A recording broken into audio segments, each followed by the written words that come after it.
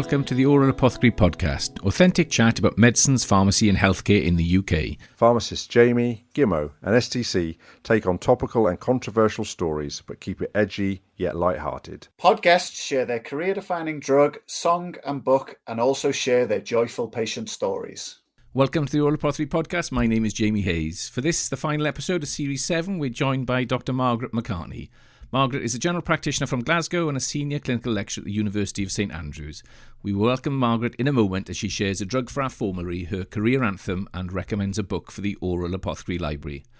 Our micro discussion this week will look at glucagon-like peptide-1 agonists, GLP-1 agonists, and dual agonists to many of us, or you may know them by their tabloid name and endorsed by celebrities as the skinny jabs.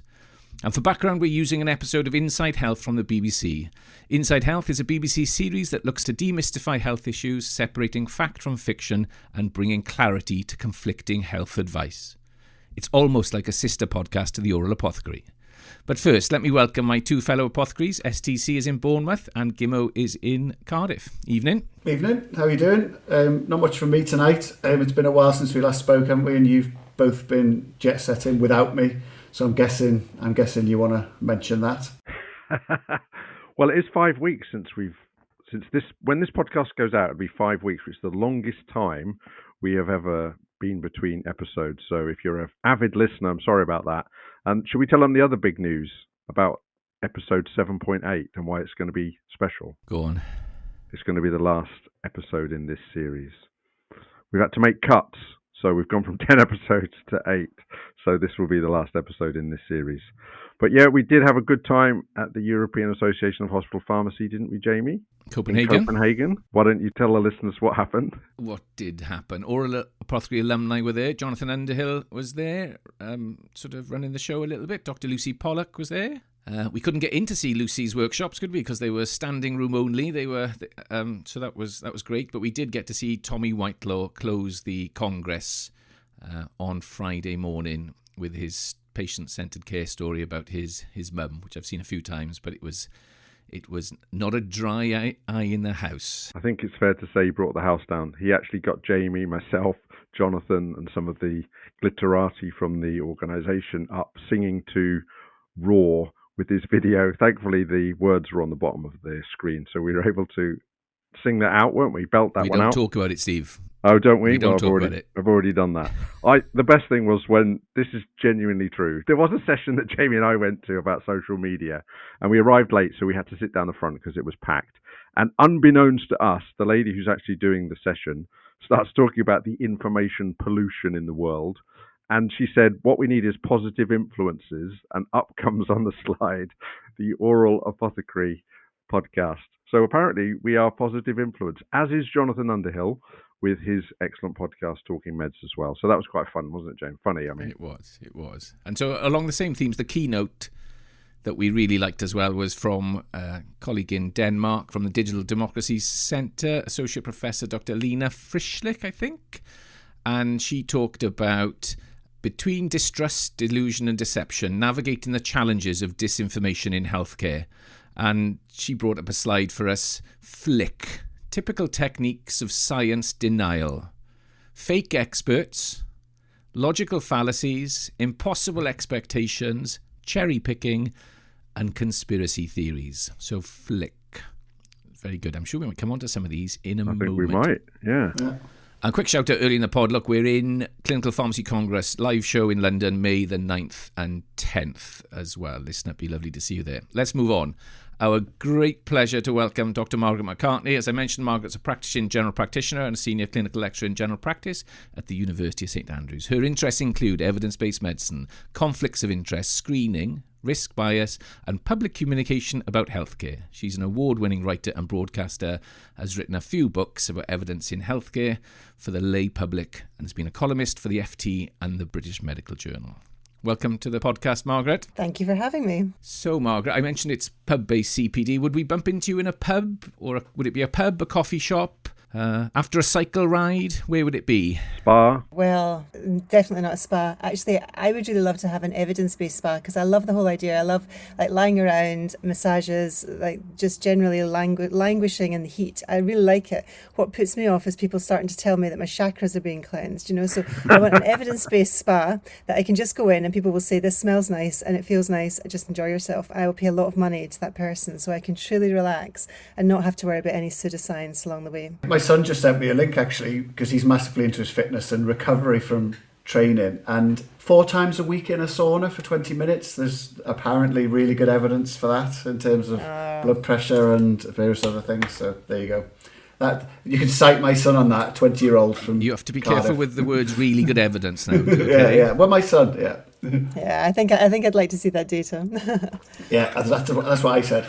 And that's why I'm not paying for his membership at David Lloyd. Margaret, I would be with you on balancing chakras, but I will tell you my story that I actually wrote a piece for them about Reiki. Changed my life because I couldn't understand the science, but I was absolutely dying with chronic headache. It went on for months and months and months. And do you know what? I said, here's my money. I have no idea. This just makes no sense whatsoever. But it did actually help me quite a lot. I slept incredibly well. It was bonkers. I don't understand it. No touching. And until they realized that I had a wisdom tooth that had a massive hole in it and I was getting referred pain, actually made quite a big difference to my life. But agreed, I couldn't understand any of the science or the evidence for it. Fair. I mean, you know, the body is it's a wonderful thing, but at the same time, you know, I will give you my own experience of the placebo effect. And when I was having my first child, I put on a TENS machine. I was thinking, this is amazing. This is so good. I'm getting such pain relief. It's fantastic. And then I realised the batteries weren't in. Yeah, absolutely. Touche. So I agree with you. We're all susceptible, you know. We're all susceptible, you know. And there's nothing wrong with the placebo effect, you know. The only thing I'm against is just not being honest about it or not explaining the limitations of what we know and how we're explaining them. And if there's no risk associated with it, you know, that with Reiki, like there's no touch, there's nothing involved, there's no manipulation. Well, is there risk? I mean, the risk is that you allow people to believe that this is real. You know, do you know what I mean? So for me as a customer, you do what you like. Yeah, but you're a positive influencer, Steve. So, yeah, that's right. We're going back to the conversations we used to have 15 years ago about homeopathy, 20 years ago. We've had this conversation. I think this pub chat could last about 3 hours. We've only just started. So if we did bump into Margaret and you didn't run off after Steve's Reiki sort of story. Look, congratulations, you've not long finished your PhD. Yeah, that was a... Yep. Well, you haven't asked me properly. I have to tell you, I would be coffee shop after cycling, fantastic cafe called the Courtyard Cafe in Fintry, which has the best scones in the west of Scotland. So that's my Sunday morning cycle ride. But then apart from that, it's gin in the pub. You'll have to be careful because Steve will be there now next Sunday. Okay. Yeah, I'm a cyclist. So is Gimmo. Yeah.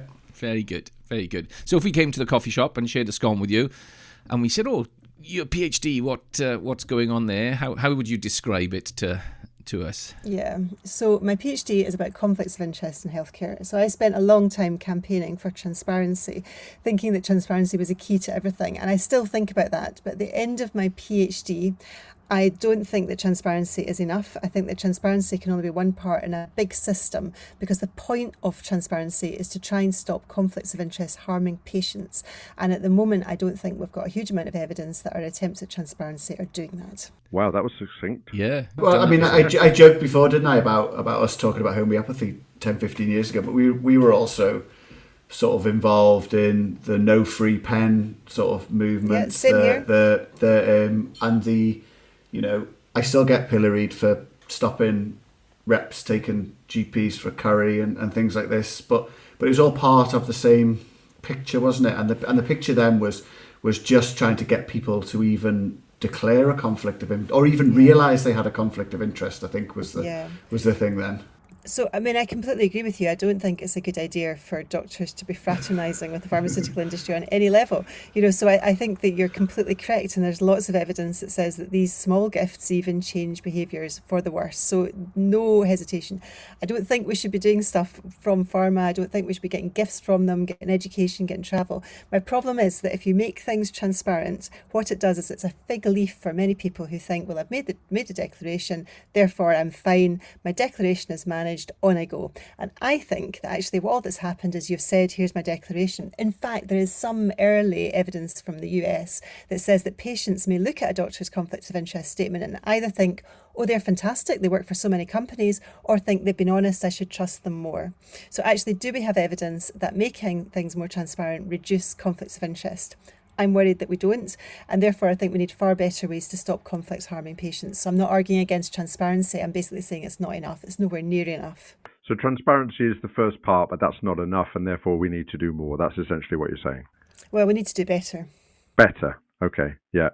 So we had a guest on, Brian Finney, who's a lay member on the, Brian? Overdiagnosis group, yes.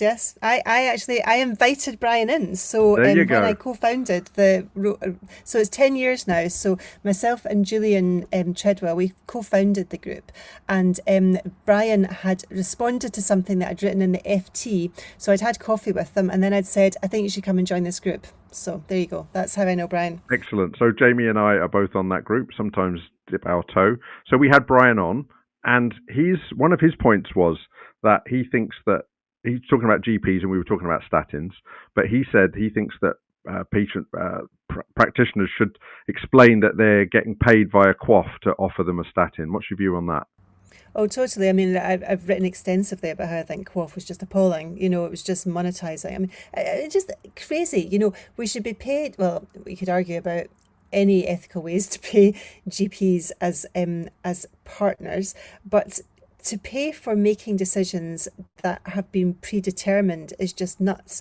You can pay doctors, well, I still don't think it's very great. You could have paid doctors to have the conversation, but not judge what the outcome of that would be. And then the idea of exception reporting and then having to justify your exception reporting if people didn't agree to do what it was that the government wanted you to do was crazy. I mean, there's a way to undermine trust in everything, isn't there?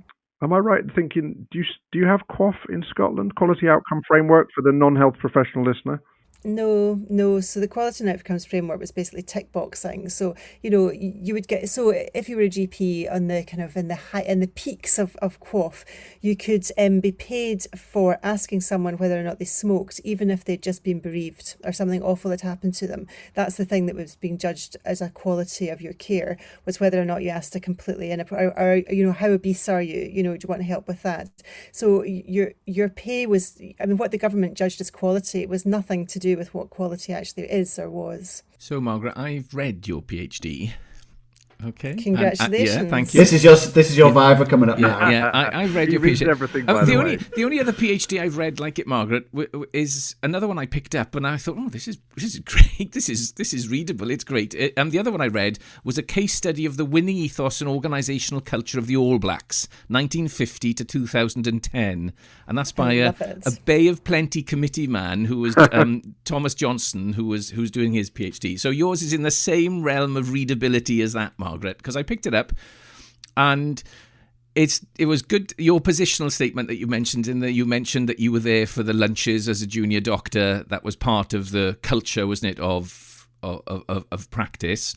And so that was remember those days, Jamie? I do indeed. So I was brought into a hospital where the culture was very much industry led. The plus point for all that were the relationships between healthcare professionals. That was the bit that they facilitated, and for the first 8 or 9 years of my career, it was the meals out and the educational visits and all that type of stuff. And then I went to New Zealand for a couple of years, came back, took a job of responsibility, and realised, I have to draw a line in the sand here. I took a health authority advisor job and thought, this doesn't rest easy, and I had to tell everybody, and it was hard, but it was one of the best decisions I've ever done as well. After coming through that culture of, especially for pharmacists, Margaret, in the hospital, because to be part of that sort of teamship and that teamwork, it was great. So that's the background there. The other one that made me laugh when I was reading was the whole Disclosure UK thing, and where the unintended consequence, and I've witnessed this myself with individuals in and around us in Wales, is that when we produced the table of who's received what did you describe it as? Or somebody, willy waving. Yeah, very proud of that. Yes, is that yours? Is that in my PhD? Yep, that's it. Only citation of willy waving, I think, probably in a PhD published last year. Here's hoping. But that's exactly what I can recall some of the conversations here where all that happened was people saw that their colleagues were getting more than them. Yeah. And they thought, how's that happening? Yeah, insane. So this whole idea that we would publish things and everyone would be sort of slightly shy and embarrassed about it and might want to reduce the amount of money that they were taking from the pharmaceutical industry. No, people are like, well, I'm better than him, I should be paid more. So utterly insane. So you end up upping everyone's ante, which is just increasing conflicts, not decreasing them. So declaration of interest has become a badge of honour then, almost? Well, I mean, it's a competitive marketplace then. And the other thing is that a lot of companies then look to see who's working for their competitors. It's a lot of information in there, which means that you can work out who you want to approach next, So I worry that what was extremely well-intentioned and is necessary actually isn't part of a proper coherent system that we know can actually reduce the impact of conflicts, because that's the whole purpose of this, is to stop conflicts of interest harming patients. And is that happening? No, it's not. So, Margaret, the other bit of your PhD which will be relevant for us is your work with atrial fibrillation. Oh, yes. Can you just go on? And obviously that comes up on the overdiagnosis group cyclically and sort of with increasing strength. Just give us a background to what you're finding there. Sure thing. So the UK National Screening Committee, who are our UK independent organisation who look at all the pros and cons about screening, have very clearly and consistently said, do not screen people for atrial fibrillation, this erratic heart rhythm. And that's because we don't know that people who are screened for it, as in people with no symptoms, people who are well, we don't know that there is at high risk from people who are symptomatic from AF, as in they have palpitations, they have chest pain, they're breathless, whatever. So we don't think that screening just now should be done, say the UK National Screening Committee, because there isn't high enough quality evidence to say that it will benefit people. And that's really important because the medication that's used includes anticoagulants, and anticoagulants have rare but very serious side effects. So the problem is that if you screen people for atrial fibrillation and put them onto DOACs, we don't have good evidence that it benefits them, and they may be disadvantaged, sometimes extremely seriously disadvantaged, by the medication that we presumed would help them. There's a big study going on just now in England called the SAFER study, which will sort this out once and for all. Hopefully it's screening well people to find out whether or not picking up AF in a screened population benefits people. Okay, so that's the background. What we did was we looked at media citations for atrial fibrillation screening in the UK, and we found a lot of newspapers and journals talking about, these are all aimed at the lay public, talking about atrial fibrillation. Almost all of them were very favourable about AF, saying we must screen for it, it's great that we're picking these patients up, it's fantastic. But then we looked to see who was funding the people who were in favour of atrial fibrillation screening, and almost always there was some kind of pharmaceutical funding behind that, either directly through a conflict of interest in a commentator, or indirectly through an organisation being funded by pharma, and many of these organisations carried NHS logos, and many of them were academic health science networks. So, Margaret, to put those two things together, right, if you were in charge, what is the next step then?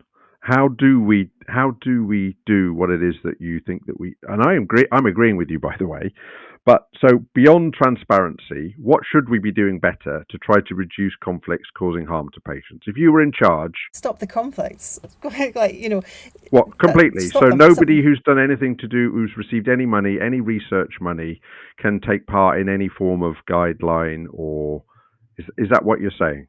So people that have accepted personal payments, I think. So people who have decided to become a consultant to a company, who've decided to endorse products, who are giving lectures to, they're being thought leaders or whatever. People like that definitely, I think, should not be allowed to be part of any guidelines organisation, making formulary decisions. They shouldn't be allowed to do that. You can either do one thing or the other. You take your choice, would be my view, because we don't have evidence of safety. We don't have evidence that we can manage these kind of conflicts effectively. So that's my clear position. In terms of research funding, I think I can understand why people get, it's hard to know who's going to research stuff. If we don't want the pharmaceutical industry to do their own research, somebody else is going to have to do it. How do you manage to do that? I think you have to have clear dividing lines about, who's allowed to draw conclusions from your research, who's allowed to make statement, who's allowed to make commentary about it, who's going to decide where funding is going next, who's going to decide what drugs go in your formulary, etc. It's difficult. I'm not saying it's straightforward, but the biggest conflicts, the ones that are most concerning, are education, which we can avoid if we chose to do so, and personal fees. That's the two big ones that I think are pretty straightforward to deal with. And Margaret, what about the two brothers, the public health brothers can you tell us that story as well? I've listened to a podcast on it as well. Was that Chris and Zand? Yes. Yeah. Chris and Zand, the Vantulicans, love the Vantulicans. So this is a BMJ podcast that you can go and listen to, and it basically consists of me giving Zand a bit of a hard time for taking on a kind of endorsement of one of these blood testing companies that offer random blood tests to you as a screening sort of idea. And we had some conversations about it, and I think basically they changed their minds about doing sponsored work. And it's really great when people change their mind about this kind of thing, because if you are being offered a lot of money to do something that seems quite simple and straightforward and easy, I think it must be quite hard to say no to that, and I'm not blaming people for doing this. I think it's great that people are willing to change their mind and want to practice in a non-conflicted way. So I would praise anyone that wants to come onto that side of the team. So you made them stop and think, really, as well, didn't you? No, I think they did that themselves. Okay. No, I think they did that themselves. I think I was just the kind of annoying person going, really? And I think that's probably the reality, isn't it? Is obviously you got people at the far ends, but probably most people are in a bit of a moral muddle in the middle and thinking, oh, it won't do any harm if I, do a bit here and there, and then without realising that it does do harm. I mean, did you cover that in your PhD? Is there some objective way of measuring the harm that this does? I mean, there's been loads of systematic reviews done, so not my work, but the work of many, many other people. So there's lots of work that says that the more conflicts of interest there are, the more expensive and the poorer quality healthcare is. So, and it's fairly consistent. And then you've got things you could look at, reflecting the opioid crisis in America.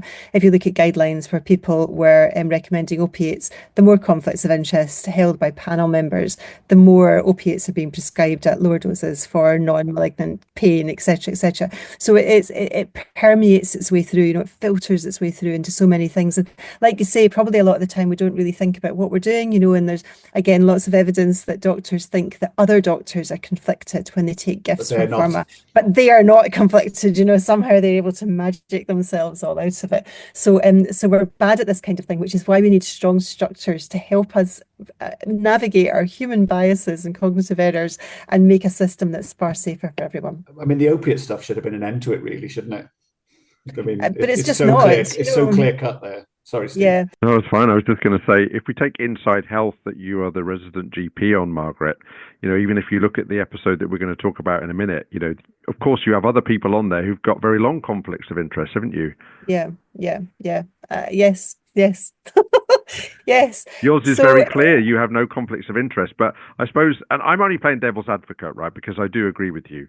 And I've heard this argument for many, many years, which is you'd have to draw a line in the sand and say that from this day forward, or it probably would have to be something like in 2 years' time, a bit like when they said, the Sunshine Act is going to come in. They have to say in 2 years' time, we will not take anybody that has taken X, Y, or Z. In other words, it gives people time, doesn't it, to change? Because if you don't make a dramatic change like that, everyone, I think, will just keep doing what they're doing, because the guideline people will just say, well, there's nobody to ask anymore because all the experts are conflicted. Yeah. See, I don't think that's true, though. I think there's plenty of people to ask. And I think it's just, again, cognitive biases. We see people that are visible. We don't see people that are less visible. And they're less visible because they're not getting pharma money and being pushed forward by them. So, I think it's a problem that would sort itself out, to be honest. Okay, and I good agree. answer. I mean, I think we should be much stricter, just say no, that's it. You just don't take people and that's it. And people can then change their behaviour on the basis of that. But you have to have strong systems, strong structures that allow you to do that. You have to have the rules, and the rules are there because of bad things that happened before, and we don't want those bad things to happen again. Trust was the other thing that you mentioned, I think, it erodes trust for patients as well, doesn't it? Yeah, totally. And trust is one of those things I think over the pandemic we haven't really properly reflected on yet. Who do you trust? Who do you put your trust in? And patients shouldn't be asked just to trust doctors or pharmacists, blindly. You should behave in ways that deserve that trust. Taking money from the pharmaceutical industry in order to promote their products does not, in my view, promote trust. Which goes back to the point you said about Brian, wasn't it? About patients asking the doctors, what's your conflict of interest on this one? Can I read a quote out that I've kept for 15 years, and now is its moment? It was in one of my black books. Okay, it's from Ray Moynihan. Okay, BMJ 2010, analysing the complex science of risks and benefits of a drug is clearly a difficult task, but perhaps the task might be made easier if those studying it, prescribing it, pronouncing on it and regulating it could do so more often in the sunshine of independence rather than the shadow of those seeking to maximise the sales. Very reasonable. The Oral Apothecary is sponsored by Jamie Hayes Executive Coaching and OneLessPill.com. Right, on that matter, I think it's time for us to move on, Margaret, if you don't mind, to the three things that we're after, all guests. I'm sure you're aware of, we've asked you in advance, but the first thing we'd like is a desert island drug, which is a medication that evokes a powerful memory for you. So what would you like to offer us? Okay, I've thought about this. I was trying to be very clever and smart arse, but I've decided not to be. And I'll just tell you the thing that I'm always, in general, I'm always really impressed when medicines work, and you prescribe them a lot, but then actually when you take them yourself and they work, I mean, it is like unbelievable, like amazing. And I was really sick a few years ago, really, really unwell, and I was in the resus bit of A&E, and I was quite septic, and somebody gave me a big dose of penicillin, I think it was Fluclox, and I unbelievably felt better within like an hour, and I was just so grateful, thinking, oh my God, medicine actually works. This is amazing. So I think I just feel an immense sense of gratitude that we have drugs that actually work. And I was going to say things like adrenaline or atropine and all the stuff that I did when I was working in coronary care. It was always very dramatic and impressive, but actually it's very selfish. So penicillins, because they really helped me when I was really sick. Good one. And I suppose the other thing, going back to, we were talking earlier about Reiki and if there's any risks, the thing is that unless you're allergic to penicillin, the chance of you having a serious side effect is pretty limited because they're very well tolerated, aren't they? So, we used to use 3 grams 4 times a day on the plastics wards. Flucloxacillin is a good example, isn't it, of an incredibly effective drug if it's going to cover the organism that you're likely to be infected by, with a very low level risk of actually having any serious side effects. Can I tell you the backstory to this? So in the overdiagnosis group, there was a big chat about the overtreatment of insect bites. Okay, so too many antibiotics for just sensitivity reactions to insect bites. And I'm with that program. Like for years, I've been going, oh, for goodness sake, of course we don't need antibiotics for this. So I had been bitten by an insect bite type thing on holiday, and I was looking at my leg having this ascending lymphangitis, and I was like sleeping all the time and like really febrile and vomiting and just feeling clammy and generally really unwell. And then at 4 o'clock in the morning, I thought, actually, I think I'm going to die if I don't go into hospital. So and when I went in, I was kind of like, a bit shocked, really, really quite sick.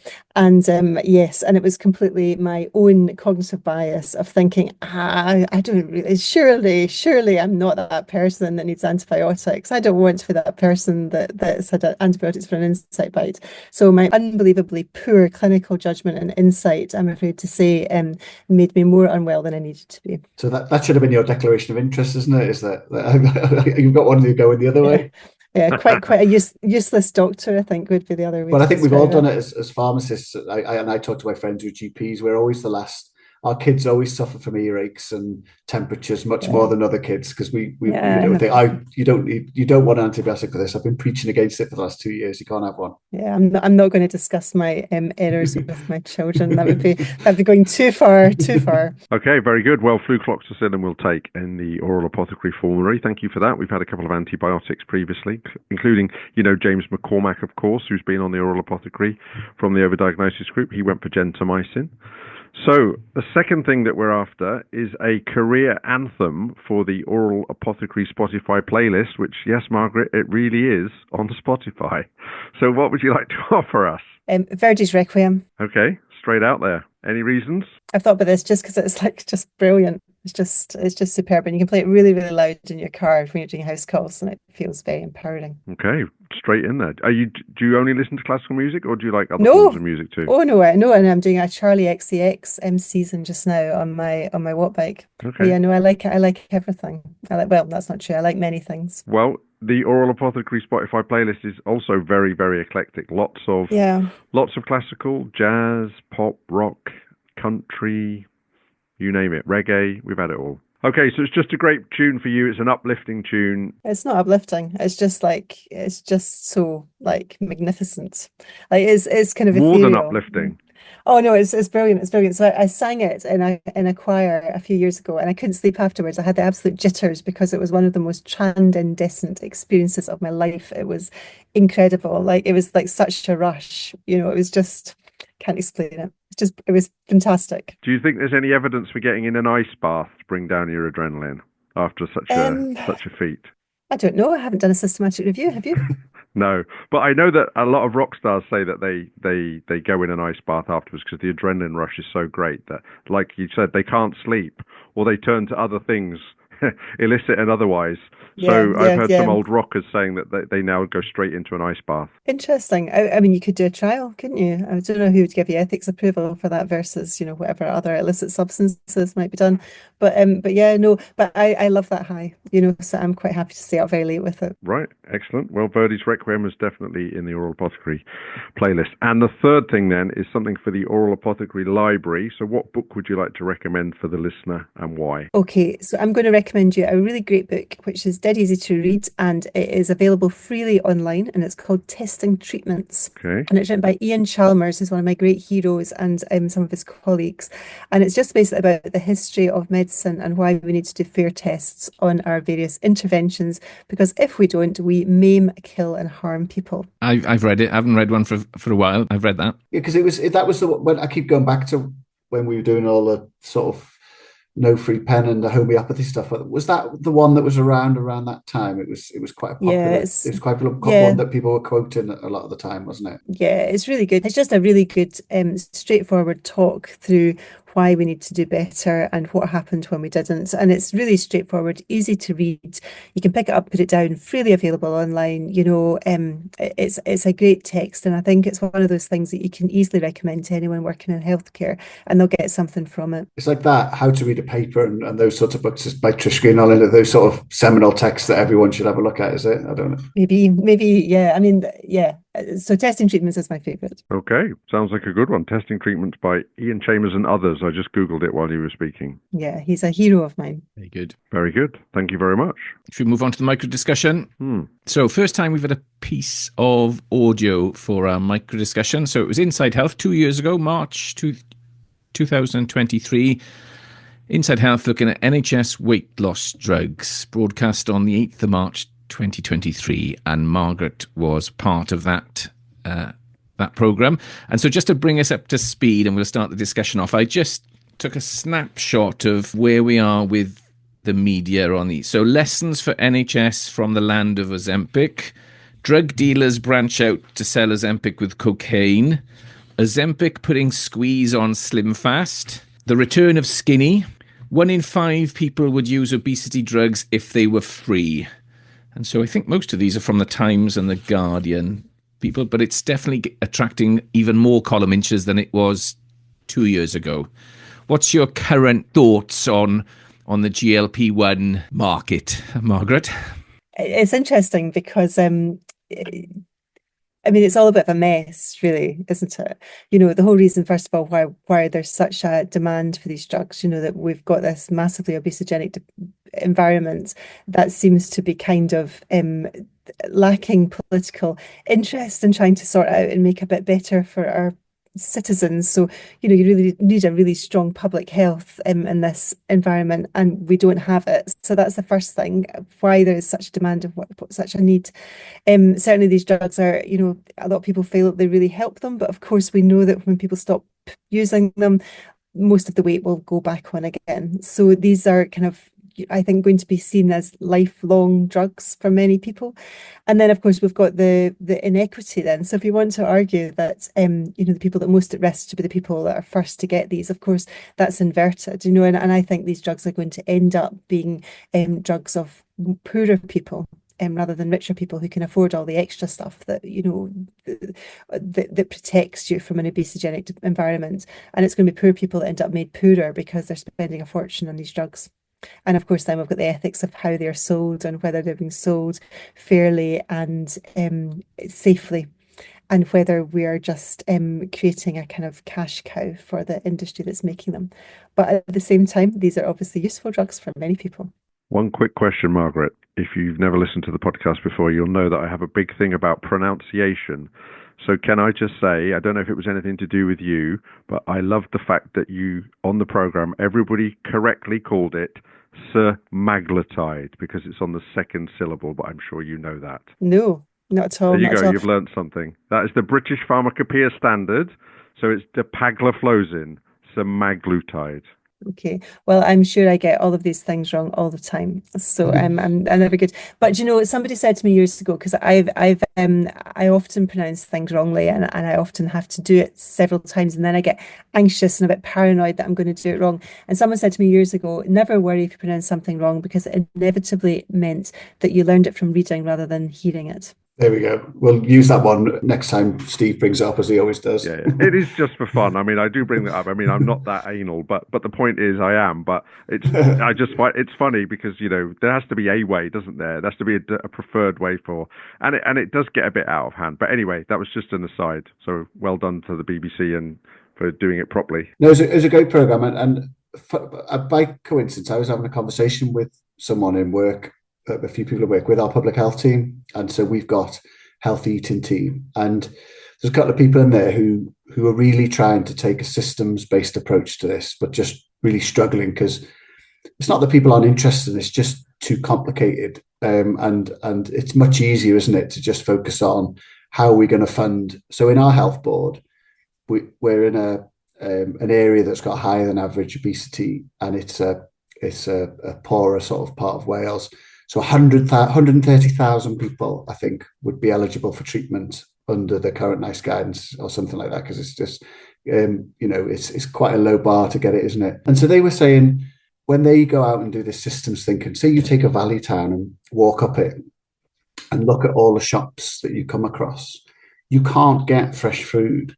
There's nowhere to do exercise, or there's very few places, very few opportunities. And so that the phrase she used to me was poverty has just removed all of their choices.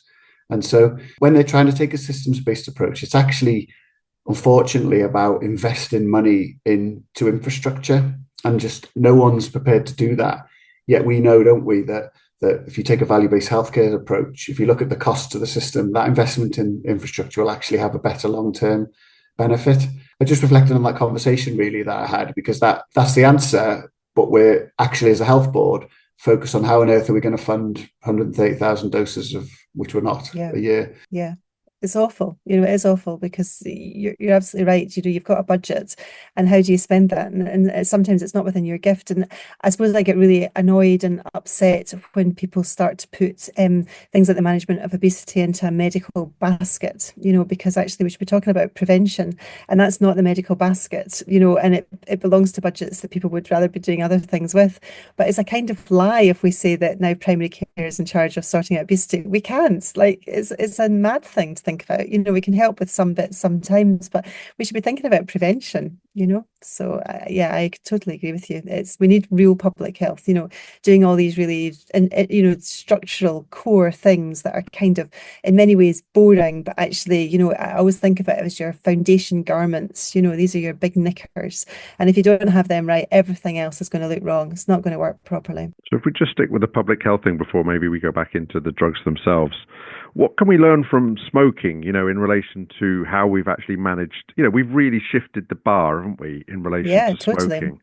So surely that's where we need to get our ideas from, don't we? So this idea of friction, I'm reading the Donald Rumsfeld autobiography at the minute, and he gives a great quote in there, and he says, to get traction, you need friction, which I absolutely loved. Apparently it was a general in the army that taught him that.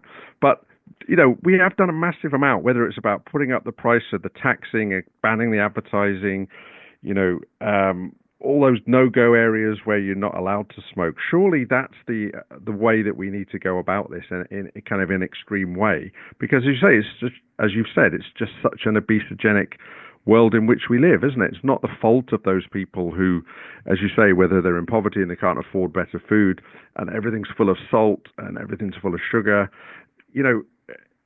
we must be able to learn from smoking is my only way of thinking about this, because is there any other thing that we've done successfully on such a large scale? Yeah, it's a really good question, and the honest truth is I don't know. I don't know how much of that would translate, and I think the law is a really good way, food standards, there's lots of really good things, but even just thinking about this in a slightly, what I do know about is about the impact of conflicts of interest. Well, when you look at the organisations that are being set up to develop obesity strategies, you would want them to be as conflict-free from the food industry as possible. So maybe as a first step, go to do that. Have conflict-free organisations and boards to try and help draw up rational policy around this. But I honestly couldn't tell you what works or what doesn't work, because it's not my area. Well, I mean, on that, for a lot of the sports teams, for example, in a small town, the only people who will often offer to sponsor shirts and buy kit and stuff is your fast food chains, and so it creates this sort of unvirtuous circle, doesn't it? Yeah, so I don't know what the best thing is to do, but it has to be a system thing, like you were saying. You can't ask individual people to overcome what is a massive system that's just trying to make you unhealthily obese. It's just unhealthily dieted. It's not helpful. The thing that does worry me a bit, though, is that I'm aware that there are lots of people with dysfunctional eating, with symptoms suggesting disordered or anorexic eating patterns, etc. And I think sometimes some public health messaging can bypass the people that you really did aim it at and end up with the people that you really didn't aim it at all. So I think there's all kinds of sort of very subtle problems, unless you look for them, in which case they're big problems, in the way that health messaging works and how it's heard. So I just think that things like that need to be done carefully, but they should be done without the involvement of the food industry, because that is a massive conflict of interest, and we shouldn't be doing this in a kind of partnership way. We should be doing this in a way that says, okay, we need to work out what works here, we need to gather the evidence for it, and then we need to implement it, and that probably will need some friction, as you say.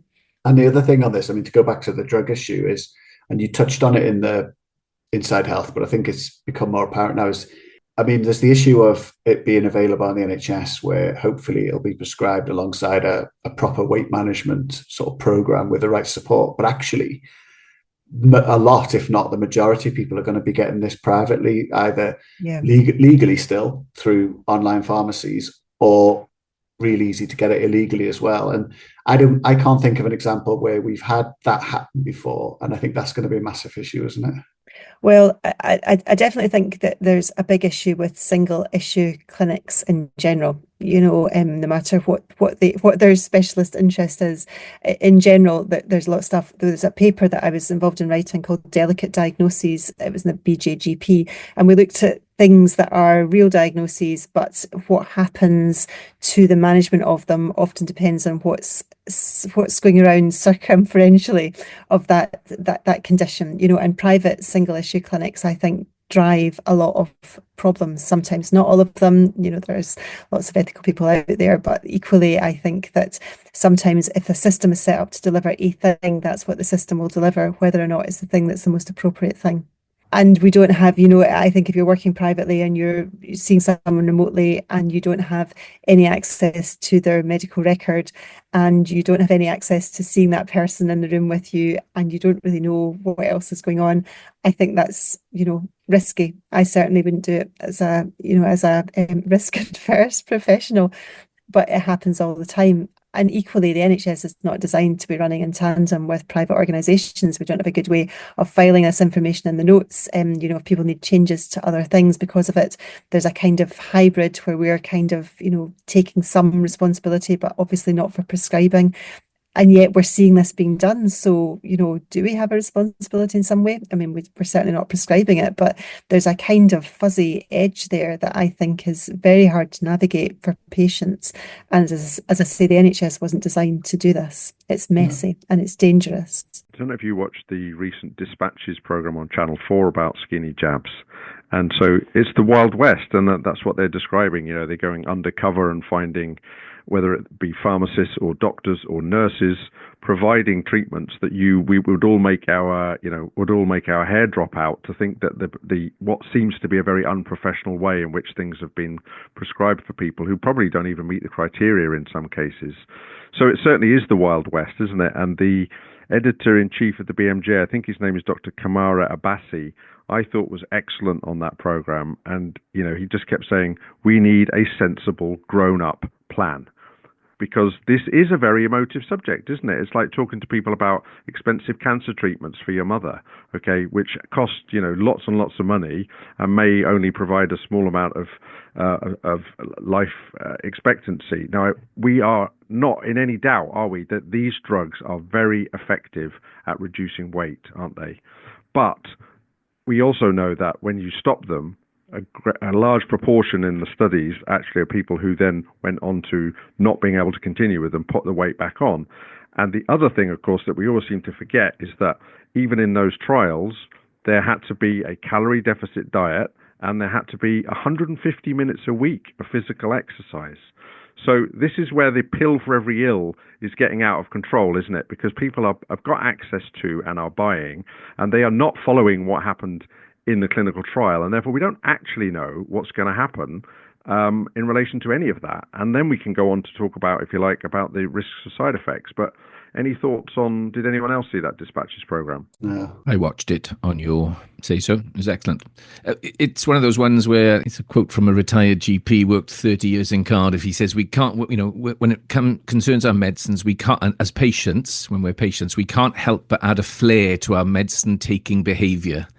And so I've taken soundings, I think is the word, from colleagues and friends in the run-up to the pod tonight. For the last couple of weeks, I've been having conversations with people about, the jabs, and it's the Wild West. And a lot of these are healthcare professionals as well, who are in the system and who are either experiencing the patients coming through A&E, a few anaesthetists I've spoken to, some are using the jabs themselves, and so, really well placed to say, yes, they're effective and they're having an impact, but equally, the whole psychology around them and the behaviours that people are describing, people have said that they've hidden it from their partner, so that their partner doesn't know that they're taking it.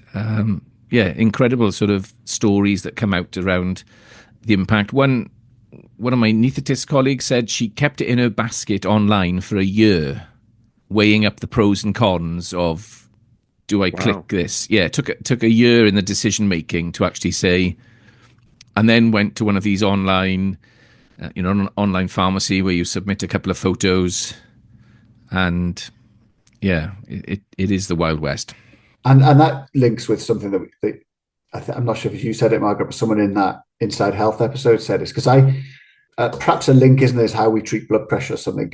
Blood pressure in some ways is a lifestyle condition, and we've medicalized it by having a pill for it. So are we doing the same with obesity? And I think what the guests on the program said, the difference is there's a real emotional thing around obesity and a societal thing, and that's driving a lot of the behavior here, and that's where it becomes different from another chronic condition. There's a huge amount of shame, I think, attached to it for a lot of people, and embarrassment. And of course, it's something that's visible, so there's lots of other risk-taking behaviours that people do, but they can hide it quite successfully. There's lots of other stuff that people do, but nobody would know to look at them. And I think, for a lot of people, it is a real struggle.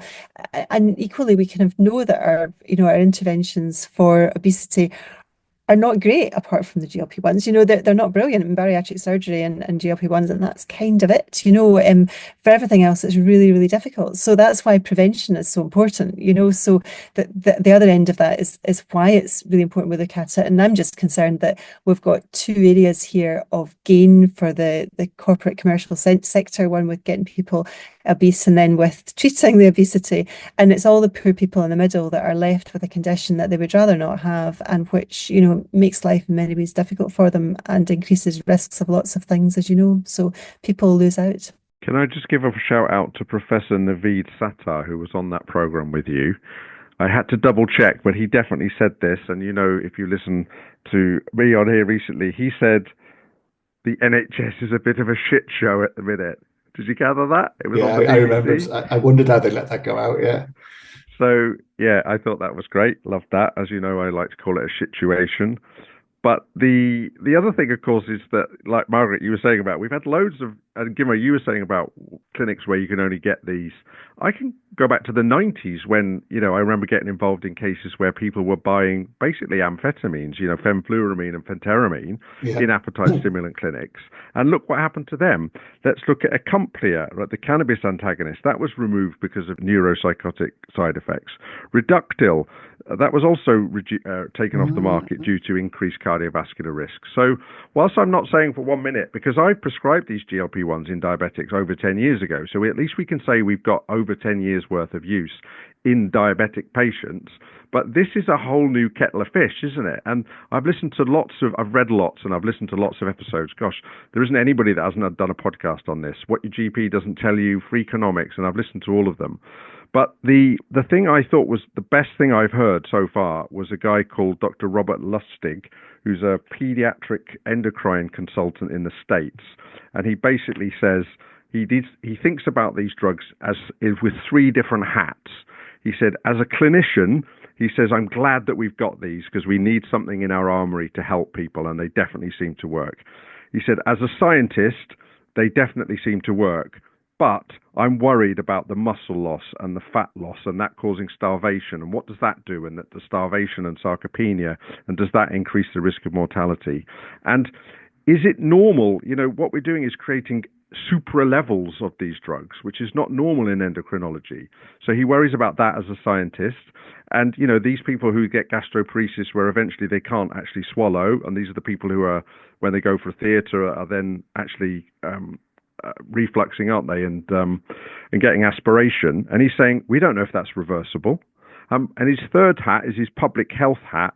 And that's the point that we've really already said, which is he'd much rather that we spend all this money on putting a sugar tax and telling people about ultra-processed foods and going down that public health message. So I thought that was the best thing that I've heard, really, very latest that I've heard in relation to these drugs. But there's no doubt it's going to be a massive issue, because the other thing we haven't mentioned, of course, is the cost. You did mention it, Gimmo, but it would literally break the NHS if the 30% of people who were eligible for these all went on them tomorrow, which is just not possible, is it? I've gone on a rant. Would you like to respond, Margaret? No, I agree. Yeah, nothing more to say. I agree. It's but it's the poor patients in the middle that I feel most sorry for. What are they meant to do? Which one of our rubbish interventions would you like, or something that works? So, what's an individual person meant to do when they find themselves in this situation, which has been contributed for, very often because of commercial interest or because of people's socioeconomic situations? So, it's a mess. A big thank you to Margaret for joining us on the Oral Apothecary, for sharing her stories, her desert island drug, her career anthem, and her book for the Oral Apothecary Library.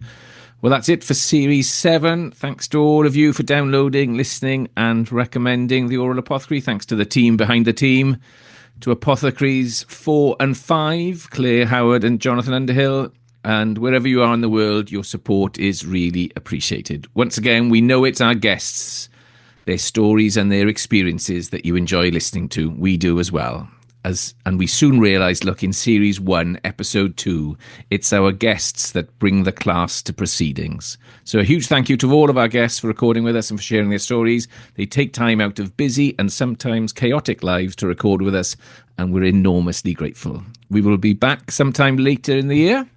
Remember, great stories happen to people that tell them. Also, just before we go to the final ingredient, can I just say to people that we will be at the Clinical Pharmacy Congress on Saturday, the 10th of May. We are on in the Technology and Innovation Theatre between 10:45 and 11:30, so please come and see us. We will have a very special guest. There will also be a very big oral apothecary launch and a reveal on that day, and we might even do the alternative A to Z of drugs that has been ticking along in the background that's not for putting out for publication, but we might do it live. So yeah, please be there if you are around at the Clinical Pharmacy Congress. You can contact us via X at Oral Apothecary. We're on LinkedIn. Email us at oralapothecarypod@gmail.com. The website is theoralapothecary.com. Gimmo now with the final ingredient. Okay, so thank you, Margaret, for that. It was fantastic, and I've been a fan for years, so it's a real pleasure to meet you. And actually, today's topic of obesity and weight management, we've covered quite a few times on the final ingredient. And so I didn't want to talk about obesity today. I actually want to talk about the final ingredient, and maybe after 7 series to reflect on 5 years. That's over 70 episodes covering topics that have since become part of the mainstream conversation. So we've explored obesity drugs, tracked the rapid rise of artificial intelligence, moving from healthy skepticism to a growing realization of its potential and perhaps a little bit of fear. We've covered topics before they hit the headlines, from the use of psychedelics in depression to the increasing threat of antifungal resistance. And we've tackled stories that later gained national attention, like veterinary fees, now the subject of a national anti-competition investigation. And we were talking about pharmaceutical pollution long before Fergal Sharkey got involved. The 2 astronauts just returning from 9 months in space. We've done drugs in space multiple times. We've done worms in space. We've done worms in dreams. And so the weird and wonderful have always had a home on the final ingredient. So some of my personal favourites to finish on: the gorillas who are out there discovering their own medicines, the poisons of Agatha Christie, the prescribing of playlists to improve health, and the rise of pharmaceutical bees. But let's not forget where it all started. Do you remember where it all started? Bruce Willis, spotted in a community pharmacy, and he featured twice on the podcast because we talked about his battle with frontotemporal dementia. And so he was responsible for one of my favourite listener emails. We received a message from someone who said, when we were talking about the symptoms of Bruce Willis, it helped him to actually realise that was what was happening to him. And so that ultimately is why we started the podcast, to recreate those conversations that we missed during lockdown, but with the ultimate benefit of benefiting our patients. You have been listening to a 3 Apothecaries production. Sound engineer Jimbo Slough, original music Jamie Brewster, artwork by David Baker and Jacob Howard. Thanks for listening to the Oral Apothecary podcast. Do not listen more than 8 times in 24 hours. This episode of the Oral Apothecary is sponsored by onelesspill.com, a medicines optimization consultancy.